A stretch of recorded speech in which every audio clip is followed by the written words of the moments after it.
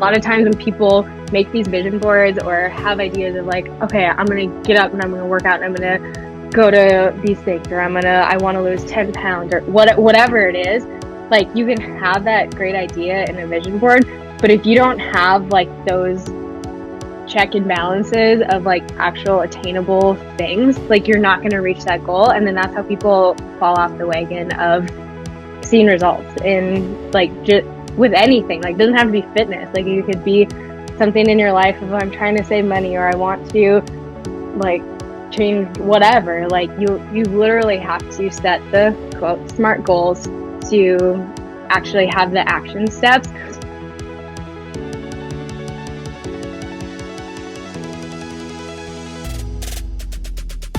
Hey everyone, you're now listening to Cup of Queens with Paige and Saray, and we're so excited to have Emily Buckingham, the owner of Fargo's F45. Emily has a background in athletic training and sports medicine, which ultimately led her to opening an F45 studio. Emily tells us about her wide range of experience in the athletic and sports medicine industry and how it plays a role in her now business, F45. Throughout this episode, Emily shares with us the unpredictability of finding her purpose, how to fall in love with the boring stuff to reach your goals, and life as a mom, wife, and business owner. So grab your cup and enjoy. Hi guys. Hi. Hello. How are you? Good. How are you guys? Good. So nice good. to meet you. Yes. Same. We're so excited. Where I was literally we're so excited. I am obsessed with anything in the realm of fitness. I love group fitness and things similar to F45. So I am pumped. Amazing. Yeah. Just loads of great things about you. So oh, thanks. Friends that go to F45 and they've literally said the best things. So I'm like, she's coming on the podcast, and they're like, no way. Like she's super great. So oh, well, thank you. I'm flattered. I love to hear that. tell us all the things. Tell us about yourself and F45, what it is for some of our listeners who don't know. Yeah. So F45 is a global wellness company. It started in Australia. So F stands for functional, and then 45 is the amount of time you do the actual workout for. I was first introduced to F45 when I was living down in the Twin Cities. My girlfriend and I, we were just newly out of school. We had recently got engaged, and we were like, there's no way we're paying for a gym membership. So like, we're just going to gym hop to all these places and figure out like what we like to do. And truthfully, just use all the free trials that we can because we were too broke to to pay for an actual membership anywhere. And so when we walked into F45, we were just like, oh my God, this is freaking incredible. Like my background is in sports medicine. I work as an athletic trainer. And when we walked in and actually did the workout, we're like, this is what we do with our performance athletes, but this is also what we dumb down and do with our rehab geriatric patients. And so I just like fell in love with the concept of it. It had been around for a long time, but I had just never been in an area up until then to experience what F45 was. And so it was so cool our first time going to an F45 studio and just like getting a taste of that. Cause I was in athletics and I was growing up too. And so being in a competitive environment without being like actual competing was just like so fun to be in that team atmosphere again too. And so that was kind of how I was first introduced to what in the world F45 even was. It was just on a free trial of gym hopping all over the Twin Cities. So yeah. Look what a free trial been to for you. Look what it did. Really Look cool. what it did. It changed my life. Yeah, I had no idea about it. And then now Here we are. So here we are. How long ago was it? What was the time frame between that first initial interaction with F45 and the progression into saying, okay, let's bring this to Fargo. I want to do this. Yeah. Okay. So I'll back up. My story is kind of long and all over the place. So I grew up in northern Minnesota. I was super involved in athletics growing up, like really involved in community things. Like that's something that has always been a real passion of mine, is helping other people and just helping people live life to the fullest. And so when I decided to was trying to figure out what I wanted to go to school for, I knew I wanted to maybe go like PT route, PA route, but I'm a planner and I wanted to know that I was going to be able to graduate with a degree and not just have like a limbo degree of like, oh my gosh, will I get into PT school? Will I get into PA school? I don't really know what I want to do. And that was when I was kind of introduced to the field of athletic training, which I had never known about. Growing up in Greenbush, we didn't have resources to have an athletic trainer on staff. Most schools around the world don't have an athletic trainer on staff, and most people don't even know what an athletic trainer is until now. This recent incident that happened with DeMar at the Bills game, now everybody knows like, oh, that's what athletic trainers do. And so yeah, I just had no idea like the field of athletic training until I started looking at different options of schools that I wanted to go to. And I really loved UND and loved their PT program. And so I was like, okay, I'm going to do the field of athletic training. Like that seems cool. You could do hands-on stuff right away. Kind of seems great. And I got into it and I was like, I freaking love this. Like what we're learning, we apply it right away. You're not as bound to things as you are sometimes in physical therapy. And so I still kind of had PT on the back burner because I just love sport performance and I love the rehab component of an injury happening. Like I love when injury, I hate when people get hurt, but I love when an injury happens because I love assessing it. I love telling people what's wrong, how I can help you get better, all the things. And so, yeah, I did my undergrad at the University of North Dakota. And then there was a gal who was a year older than me in the program who had lived in Sheridan, Wyoming. She went back to work in Sheridan once she was done with school at a physical therapy clinic. And then when our senior year was coming up, she's like, hey, I know you're kind of on the fence if you want to do PT or if you still want to go athletic training. She's like, you can take my job in Sheridan. Like no one else really wants to move here because it's Wyoming and who's going to go to Wyoming. And so I had the day after graduation, my parents picked me up and we drove out to Sheridan to check out the place. And I was like, you know what? Okay, I'm going to do it. I want to try it. And so it was a huge responsibility right out of school working at I was the head athletic trainer at 2 high schools in Sheridan County and worked at the physical therapy clinic teaching. It's called FIT, Functional Independent Training for Geriatric Patients. And so it was like a huge responsibility right out of school. And then the athletic trainer on staff at the junior college ended up having to take leave. So then that also became my rotation and my responsibility. And so it was like a lot. And you just get involved in your work and things. And I told myself when I moved out there, I'm just going to be here a year. Like, I don't really love the secondary school setting. I'm just going to be here a year. Well, haha, Emily, you actually love the secondary school setting. It was such a unique opportunity because kids are so moldable in that age group. And more than an athletic trainer, like I was a mentor to a lot of kids and they need that. And so that part was so rewarding for me, was being able to like, yes, be a medical person for them. And it was also really unique to watch them take ownership of their health as well. That's like their first introduction to owning their body and having to come in and be like, Emily, like this is hurting me. Like, what do I do? Because everything else in their life, like mom makes my dentist appointment, mom does all these things for me. And so like that being able to like be that gatekeeper of like, all right, so here's how you make life changes for the rest. Like it was such a cool, rewarding experience working in that setting. So I was like, wow, maybe I just love athletic training. I'm just going to stay this route. But I knew I wanted to go on for more schooling and like do something more because the profession of athletic training was slowly switching. When I was doing it, you just had to get an undergraduate degree and then pass a boards test to become a certified athletic trainer. And now the profession is a master's program. There's even doctorate programs. And so I knew to like stay competitive in my field, I would eventually have to go on for something more. And as an athletic trainer, we have an association called the National Athletic Trainers Association. They help put out resources for athletic trainers and just a really great association to be a part of. Like anybody who's in a profession should be involved in some sort of association affiliated with their profession. And so I had used their resources all throughout working in Sheridan. Honestly, when we first signed up for it, it was like 5 extra credit points in school. They're like, if you sign up, to go, like you get extra credit, and I am type A to the max, Enneagram 1 to the max. So like obviously I'm going to get 5 extra credit points to join up to be part of the association. And so that's where I first joined the association. But then they just like send out jobs and things like that. And so just like helps you keep connected in your profession. And I had gotten an email from NATA that there was a school in California that offered a 1-year master's program. I was like, whoa, this is crazy and amazing. I didn't even know that that was a thing.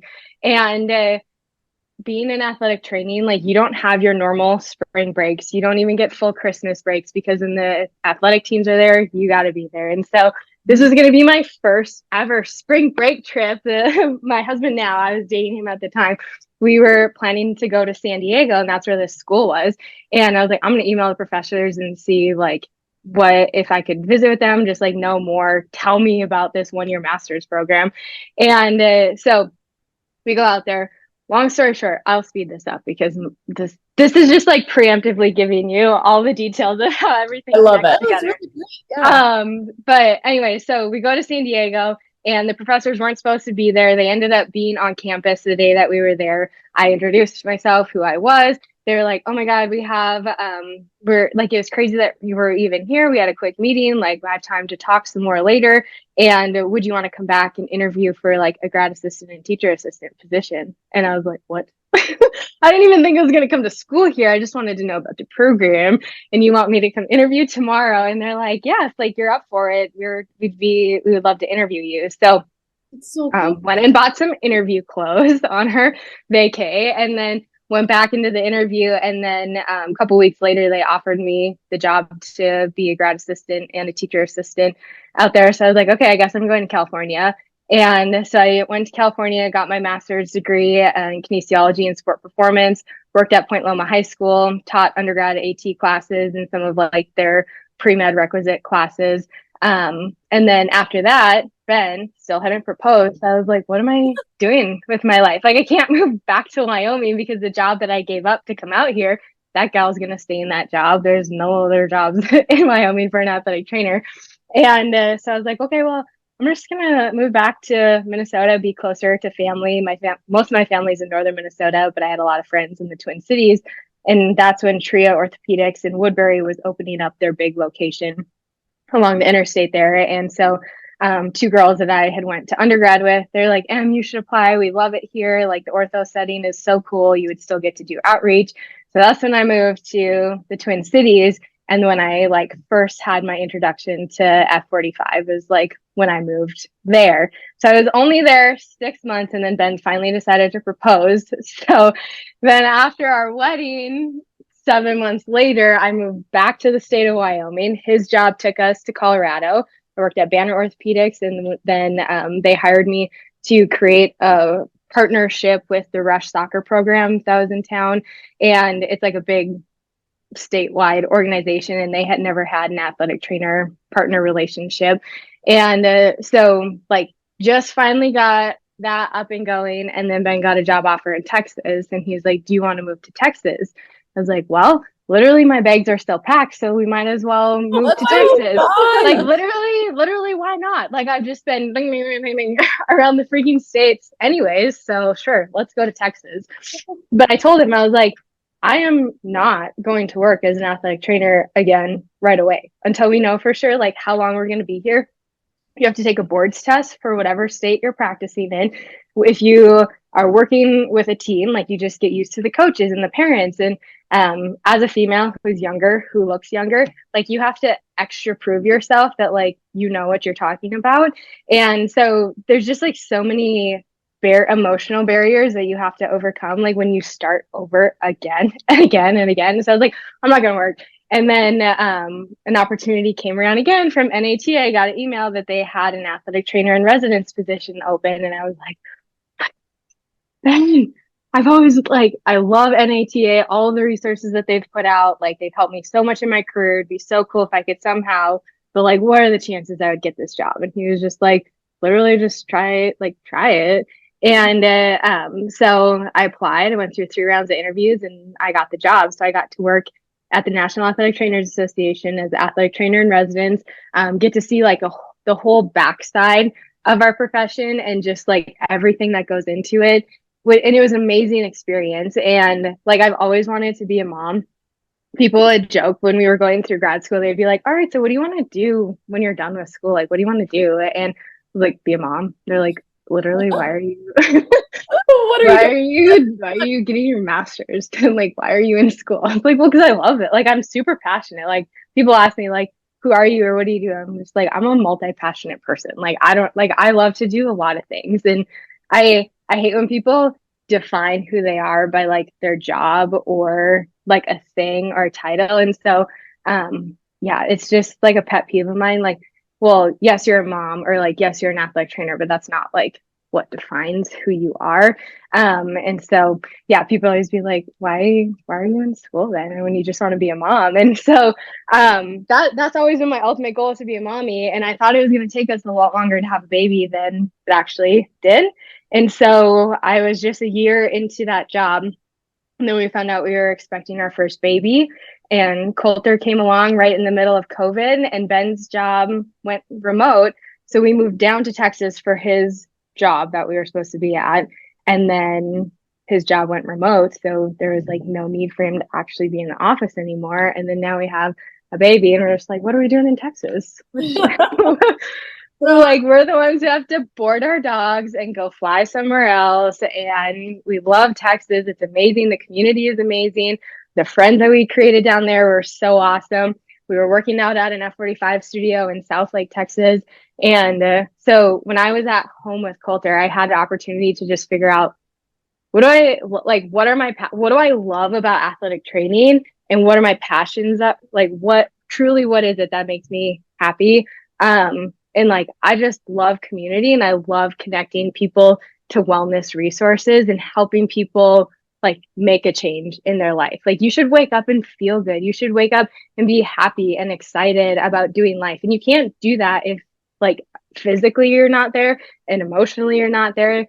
Like, how hard is it to like, what's the point of living life if you wake up and you're just not happy? And so like, I love when people get hurt. I told you that, right? Like, I love doing rehab, but I love watching people learn how to like truly know what their body is and what it's doing, and then like make habits to make that a priority in their life. And so I just was like, hey, Ben, it'd be so cool if I could own an F45 studio. And he was like, okay, let's figure out how to make it happen. Like, he always goes along with these ideas. He's the one who is very entrepreneurial, and like he's seen his parents run a business. His dad is an architect, and so he's like seen that side of things, whereas that was never a thing that ever crossed my mind of I could be a business owner. Like, I thought I was gonna go to school for athletic training or PT, and then I just worked my job. Like, it'd be cool if I could own my own practice, but I don't know business. I have no business being a business owner. I don't know. And so we're doing it. So yeah, so we started looking at like, what would it take to actually open a studio, and then where the heck would we even do it? And we had been talking about and just like praying and trying to discern like truly what our next steps. Like, do we stay in Texas? Do we feel called to stay here? Or like, we really want it now that we had a baby, we want to be closer to family. Where is it going to be easier? And when we had talked about Fargo before, we were always just like, no, not Fargo. Like, no, thank you. We lived in Fort Collins, Colorado. I lived in San Diego. We lived in Dallas, Texas. Like, why would we move back to Fargo? And so, but like, it's just crazy when you just like start praying about where you're supposed to be and like where you feel like your impact is supposed to be, how doors just open up. And so, yeah, when we inquired about the territory in Fargo, they're like, yeah, people have inquired about it, but never anything like has come of it. Like there's nobody who has purchased the territory. If you're interested in it, like, you can totally go through the process of getting it open. And so, we ran the idea past Ben's parents, and Ben's dad's an architect, and he's been wanting to look at other investments and figure out like different things, what he's going to do when he's done with his regular job. And we're like, well, how would you feel about being a part business owner slash investor in this crazy idea? And he's like, you know what? We'll think about it. And he said, okay, let's do it. So then that's like when the whole process started. So they are kind of like silent investors, like part owners. And then Ben and I, well, mostly me, like runs all the things. And so we put our house up for sale in Texas.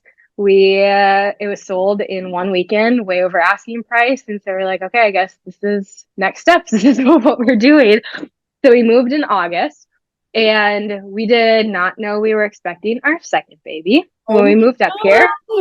And so that was like a real big shock to just be like, oh my God, we're gonna have a toddler plus a baby business plus like an actual baby. And the way that I thought that I wanted to be more involved right off the bat kind of had to change. And that was really hard for me to accept because like I said, all I've ever wanted to be is a mommy, but then you're just like, oh my gosh, here's a new plan. Like, and I'm not a good pregnant person. I am sick from the moment I am pregnant till the time I deliver. It is miserable for me. I get freaking huge. And I was like, I'm gonna be a fitness owner, a studio fitness owner, and I look like a freaking snowman opening this thing. And so there's just like, yeah, so many moving parts that have gotten us to Fargo. And I'm sure when people listen to this, they'll be like, okay, get on with it already. Like, no.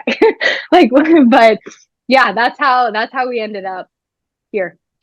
That's so crazy. wild. Like the fact that all the things fell into place the way they did.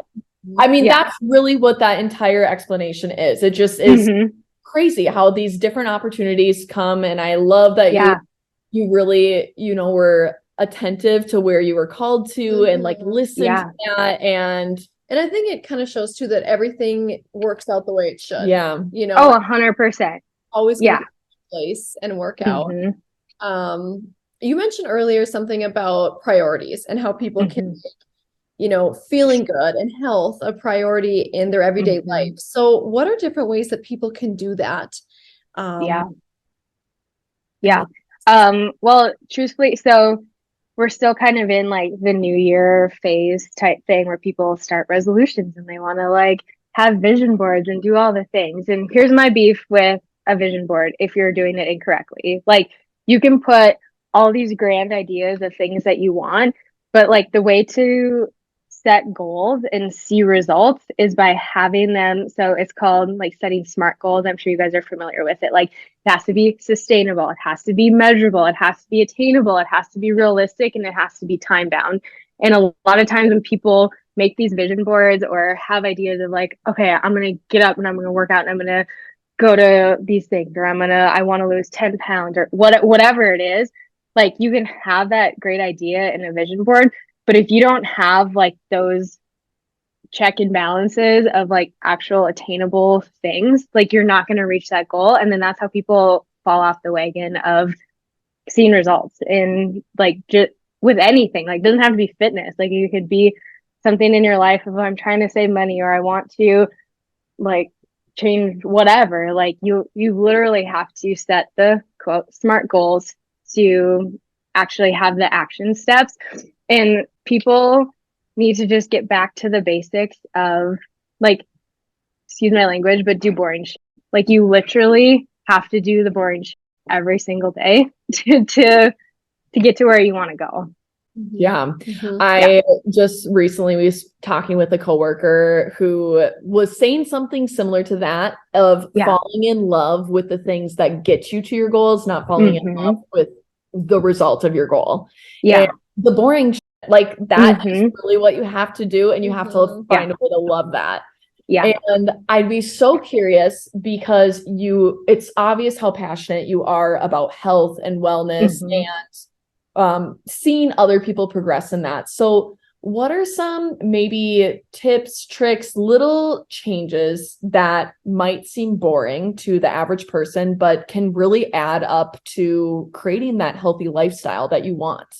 Yeah, 100%. So probably the biggest thing is prioritize, like figuring out what your priorities are in your life and figure out where your time is going, because everybody has the same hours in the day, right? but how we choose to block our time and how we choose to utilize our time, that's really where the key difference is between successful people and non-successful people. And that's truthfully how, like, specifically in my case, when I was in San Diego, being a grad student plus teaching undergrad classes plus being an athletic trainer at Point Loma High School, that was a lot on my plate. Like, there are so many things that I have to do, and like there's a ton of responsibility associated with that, but I was very wise with my time, and that's something that I've practiced over and over and over in my life. Growing up, I was in sports, and so I had to learn how to get my homework done so that we could go to practice. And then our family was very involved in the community, and so like on the weekend, like we had this and this that we were going to be doing, so Emily didn't have time to do her thing, so I had to figure out, like, there's always going to be other stuff in your life, but you have to figure out what are the things that you can control, what are the things that you can't control. And then, like, it's very boring to write lists, but like, write lists, people. Like, if you have things that come, the best thing I've ever done was, I call it brain dumping. So I literally have like a note section in my phone or just like a stupid piece of paper somewhere. And when I think of it, or if an idea comes to me, I just put it down. Otherwise, it's like in my head over and over. And then I can't get like through to the next thing or to the next thing because I'm like, okay, I can't forget about whatever. So when I've started brain dumping the stuff, it just like helps my life so much more. Yeah. I love that. Probably like a weight Mhm. off the shoulders too. Like, Oh, okay, 100%. out now I can Mhm. move on. Yeah. Yeah. Yeah. Because I'll be like, oh, that's so good. I'm not going to forget it. And then my son needs me or my daughter needs me, or then like emails come in or I'm like responding to stuff on social. I'm just like, oh my God, what was that thing? And if you don't write it down, you forget about it. Yeah. Yeah. Yeah, I would love to hear the best piece of advice that you've learned or that you've been told, because you have so much experience and you've worked, Yeah. with so many different people in different, industries, but Mm-hmm. what is that one piece? That's tricky because there's been like multiple things throughout my life that have really stuck with me. So initially, when I was in college, we had a professor. He actually, when I was an observation student, I was like, "Who is this dude?" He would like walk around in this flannel, just kind of shuffle, like super scruffy. He looked like a janitor, and I'm like, "Why is he just like in and out of the training room?" Well, come to find out, he was like one of the first people to help start the athletic training program at UND, and is just like a legend of a dude. And we had classes with him like when we were in our upper level athletic training classes.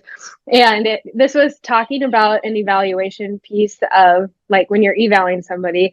He goes, if it looks like a dog, it barks like a dog, it's probably a dog. So just like don't second guess yourself. And he was applying it towards obviously our evaluation class. And it kind of really impacted me just like in life too, of like, if if it looks so good, it is what it is. Like, don't second guess yourself. Just move on. So that's probably really big. And man, there's a lot of tedious things that you do in your life throughout your day. And I think probably, so like my faith is super important to me. And when I was at Mass one time, one of the messages was like, whatever you do, like even the smallest task, like pretend you're doing it for the Lord, and then it will seem like super important. And man, I get emotional about it. There's many times in my athletic training career where you just feel like, what am I doing? Like, this sucks. This is hard. Like, I hate today. Or even as a mom, like, oh, I got to pick crap up again. And like, when you switch your mind shift, I didn't mean to cry today. I No, but I love love that you it. did. Man, like, that probably is the biggest thing that's impacted me. So like, it's bigger than you. So like, act like it. Yeah.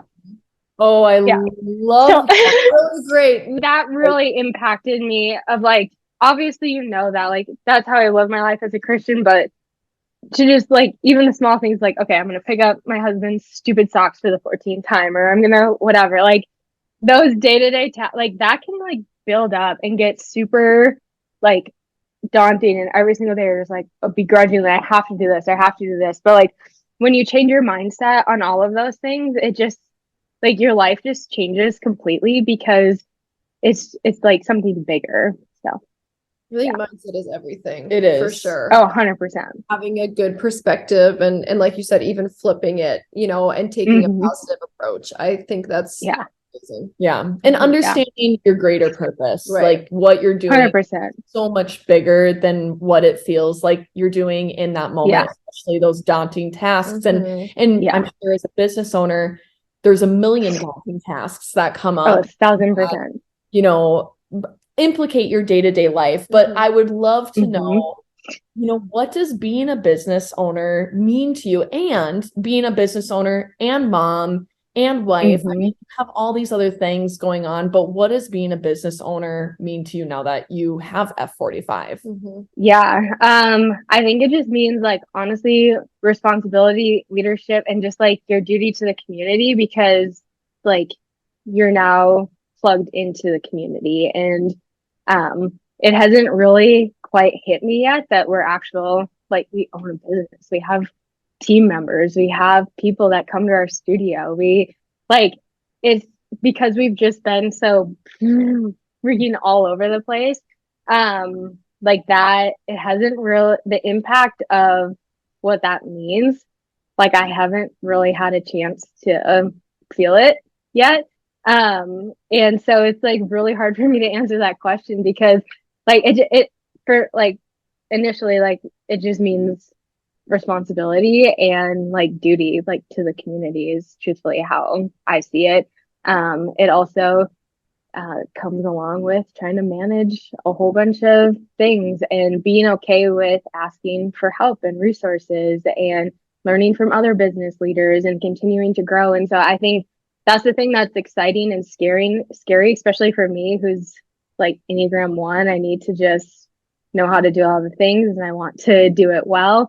Is knowing like, am I doing enough? Do I need to do more of it? And so really trying to align with like always what is the mission and focus of our business and how do we continue to impact people.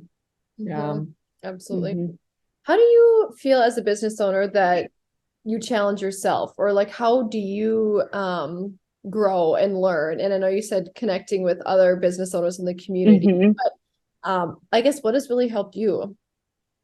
I think it's huge to have personal development, but also the thing too is like there's so many resources and things coming at us in this day and age now, right? Like you can read a million books of how do you do this? How do you do that? Like here's quick 5 tips. Like you scroll on Instagram, here's 5 tips to be more successful. Here's whatever. And so it can just feel so overwhelming and just, okay, how do I know the right resources? How do I, whatever?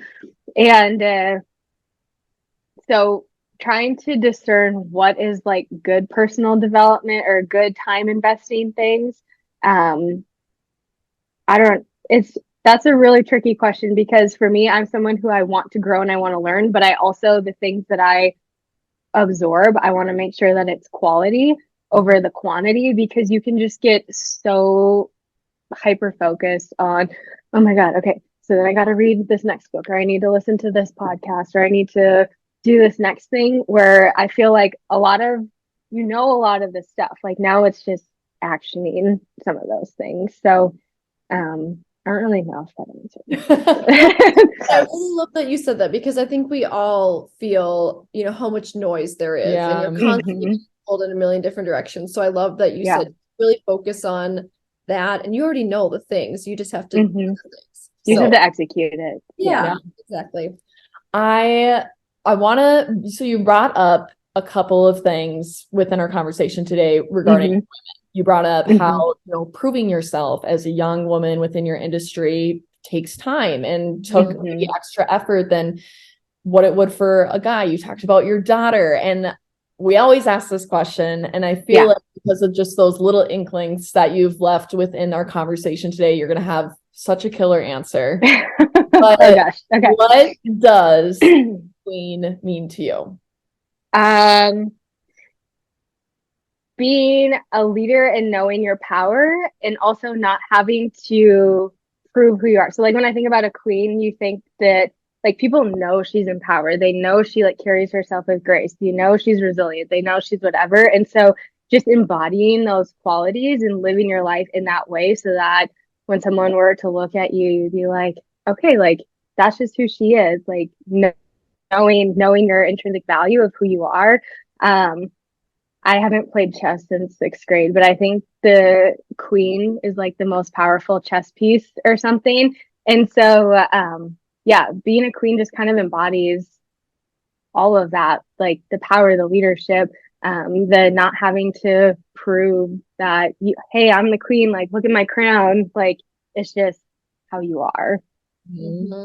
I love that. Yeah. No one's ever brought up the chess. I know, that's a really great analysis. Yeah. For some reason, it just like popped in my head. Like in sixth grade math class on Fridays, we would play like chess and cribbage, and that was the only time that I've ever played chess. But I was like, I think the queen is the most powerful piece, but I don't know. Yeah. I love that. I love to hear it. Yeah. Well, plug away. Tell us all the things about F45, where people can connect, if there's any plans of expansion, all the fun things. Mm-hmm. Okay, so I kind of talked about F45 is so cool in the fact that you can have different age groups of people in the studio. That's what I really love about it. The programming is truthfully what sets us apart from any other fitness franchise. It's headed up by a guy named Gunnar Peterson. He's a celebrity personal trainer, and so he trains like all of the big name people in Hollywood. And so he oversees the athletics programming of F45. They have a team of athletics sports scientists who put together the phasing for the programs that gets pushed to the network. So the workout that you do in Fargo, North Dakota is the same one that someone in Canada or Pakistan or Australia or anywhere in the F45 network is doing for that day. And so like the programming is legit. Like, you come, like you'll whatever your goals that you want to achieve, you'll get it because of the way that the programming is set out. And the studio is set up in a way, the tagline is no mirrors, no microphones, no ego. So you'll walk into an F45 studio and you will not see mirrors anywhere in the studio. That's intentional for two different purposes. So one, in real life, you don't have a mirror following you around being like, hey, pull your shoulders back. Like, hey, make sure you're leaning over to the left a little bit more. And so your body's ability to sense where it is in space is called proprioception. So when you start training your body proprioceptively, those movement patterns over time become more natural and it's more sustainable, functional, like long-term in real life. So like that's a huge component of it. Also, they don't want people being like, oh my gosh, like look at Emily over there. She just had a baby. Like, oh, like her leggings aren't fitting her funky, or you start comparing yourself to somebody else, whatever. Like it takes away from your workout. It's 45 minutes long. That's a whole class. And so that includes like our warm up, our intro, all of the things. Like people who are on a time crunch, which is literally everyone, you can know that you'll come in, get your workout and leave. Like you don't have to worry about like, well, I don't know, this trainer programmed it for a little bit longer, so it might be taking longer. I don't know if I'm going to make it for my lunch break. Like, the specific timing of the workout. And it's just so attainable for anybody. People sometimes get nervous of like, oh, I don't know if I could do this workout, or I don't like group fitness classes because I feel like I have to keep up. And you don't keep up with anybody except yourself because of the way that the room is set up, the way that you're assigned to a station where you go throughout the room. The workouts change, and we're there as coaches to help level up your experience, or if you're new to movement, to like help get you comfortable. And so it's just really attainable for anybody, and it's like for those SMART goals that we were talking about, like it is attainable and sustainable, whereas some fitness programs, people are just like, okay, I'm going to hit this really hard. And then like an injury happens to them and they're like, okay, well, I guess I'm not working out again or whatever. And so like F45 makes it very attainable for you to continue to reach your goals. They have an ecosystem of resources on an F45 training app. They have at-home training. We as coaches have an in-body scanner. Like it's so much more than just a workout. And that's why we wanted to partner with F45 and why I wanted to get into this is because like, it's not just a workout. If you truly want to change your life, you can do the steps. Yeah. We have the resources for that. Yeah. So It's cool. amazing. I need to check it Yeah. out. I've been yet. Yeah, so please wait. come. Yeah, for sure. Please come. Yes. Yeah, we would love to probably expand. We just want to make sure that this is up and running first. And I have 1.5 million like other things that I still want to do with my career in sports medicine. And like there is another franchise that I would really, really love to figure out how to get up and going here. It's called Amazing Athletes, and it's for young kids. It's like an after school program where they teach them about sports and how to move their body. And then there's like always a nutritional component with it. And before I got my job at Banner Orthopedics, I was just like, what can I do? Like it's so hard to find an athletic training job right now and all the things. I'm like, what if I don't find an athletic training job? And so then I started looking at other avenues, and I saw this thing called Amazing Athletes, and you would be like an educator for these kids. And it was just like a 30, depending on the age group, the time changed depending on how long of a time you were with them. But they put together they have binders of programmings of what your thing is for the day. They equipped you with all of the equipment.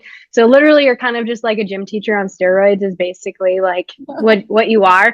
But you go there, it's an after school program, and then the kids learn a specific skill for that sport. So like one of the days that I just like was shadowing, just trying to figure out like if I was going to do this or not, was they were pretending they were quarterbacks. So they were practicing throwing. And then the food of the day was an orange. And so then they had to like give nutrition facts about what an orange is.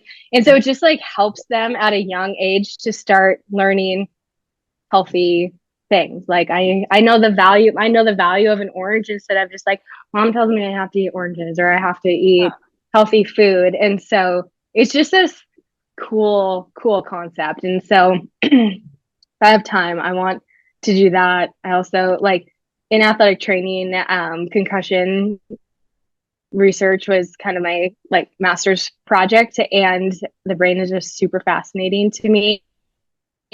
And I kids book about concussions, just like not an in-depth book, but like a thing of like, hey, I was playing sports and my head got hit and I feel funny. I should tell my athletic trainer. I should tell my mom. And just like a super dumbed down version of like, what do you do if you have a brain injury? Because the way that you rehab and take care of your brain when you're young is so important. And like I had a little cousin who was playing little kid sports, and I was like, have they ever talked to you about like if you end up like, I know it's just flag football, but if you ever get like tackled and you feel like what happens if your head feels funny or something? He's like, I don't know. And I was like, and so like I just a lot of kids would respond that same way. And just I'm sure, yeah. Mm-hmm. Yeah. Right now I feel so torn and split between like my career in athletic training ramped up so much. Like when I was doing my undergrad stuff, we had really cool opportunities to work with all of the sports at UND, and then like post graduating when I was in Sheridan, I got to work with the rodeo a little bit because the Justin Sports Med trailer would come through. When I was in San Diego, our biomechanics professor was really involved in research, pitching analysis research. And so I got to go to spring training and help collect data on some of the MLB players. And like I've just had really cool opportunities to work in all of like the little different settings that athletic trainers have to work in, except industrial. I've never worked as an industrial athletic trainer. But so like I was just like, man, my career just is ramping up and I've worked so hard and all I've ever wanted to be was a mommy. And then when you become a mom, you're like, oh my God, I'm too young to be a mom. I just, and yeah, so it's just like a complete mind switch, but I'm really missing being more clinical. Like I love this business ownership aspect. I love what we're doing with F45, but because it's just been so ingrained in my life for so long of knowing people's anatomy, knowing how to clinically diagnose, knowing how to do all of these things, and I haven't done it for so long, I'm just like, I just want to cover a freaking football game, and I want to tape some ankles, and I want someone to get hurt, and I want to like, I miss that so much. But then I think about, well, then I'd have to be away from Coulter and Laney, and then I wouldn't like, and so it's just such a weird transition time for me right now. Like this sounds really stupid, but what I would not give to just like go to a coffee shop and read through an anatomy textbook right now, like you have no idea how bad I want to do that. I love the passion. Seriously, that's amazing. And I have no doubt that you are going to find a way to tie all these passions that you have. You said you were multi-passionate, and I can't wait to see like what's ahead for you. What happens? I know based on the little bit that we've talked today, I'm like, I know this girl is figure it out. Freaking way. We'll figure it out. I've always been someone that like if one of my favorite quotes, like I'm not a super quotesy person, but one of my favorite quotes, if I had to pick a quote, is everything is figure outable. And that is like 1,000% true. Like just figure out a way to do it. Like figure out a way to get it done. Like if you're going to say you're going to do something, just do it. And that's just partly who I am. So yeah. I love that. Can you come to my house in the morning, give me a little pep talk? And, yes. Get up. Today's the day. We're going. Okay, don't get me wrong. There are like I'm not like it takes intention and it takes effort. And I think that's where a lot of people get discouraged about like, well, I see this person doing this, or oh my gosh, this person has been so successful. They've like done all these things. Like you don't know the behind the scenes of my life. Like the amount of times that I stayed up so freaking late, like trying to get homework done. And then I had to hurry up and be in the training room the next day. And then the sports practice went super late, or the bus broke down on the way back from Carlsbad. Like now, like I still have to get up and go to class in the morning. I still have to whatever. Or even when I was in high school, like trying to juggle all of the things, like it takes sacrifice. Like you can't expect to get to where you're wanting to go and it be an easy road. Like it literally takes sacrifice and crying and just like doing what you have to do to get it done. And I think that's the part where a lot of people get discouraged of like, well, I've seen this person do this, or like your life looks so easy. And like, no, you literally have no idea, people, like of what goes into trying to make your dreams a reality. And obviously people only see the end result of that because that's the product that is who you are when you're at your job or whatever it is that you're doing. But there's so much behind the scenes stuff that is messy and dirty and boring. The boring shit that I was talking about, like that's what it is. Like it's the grinding that helps you achieve what you want to achieve. Yeah. I love it. I'm so excited for people to hear this. And truly, so like we are going to F45. Yes. We are going to find a time. I can't wait. Hopefully it's when I'm coaching. I was going to say, we need to make sure you're there, and then we'll go get drinks after, or go do something after, because we need more time with you. But for real, thank you so much for today. So plug away. Tell people where they can follow, connect, and get in touch with you. Yeah, so you can follow our Facebook for F45, our Instagram. Literally just Google us, and then you can just find all of the resources from there. I feel like that's the easiest way that people find things. I have an Instagram. I'm not on there as much as I normally am because I'm running the F45 Instagram and doing all the other things. And so my content is real boring compared to what it used to be, but I'm on Instagram too if people want to do that. But just Google F45. If you come and you love it, give us more Google reviews so we can be at the top of the Google search platforms. We'll link everything, so it's super easy. Amazing. To find you and connect. Thank you so much. Yeah, thank you guys for this. This is great.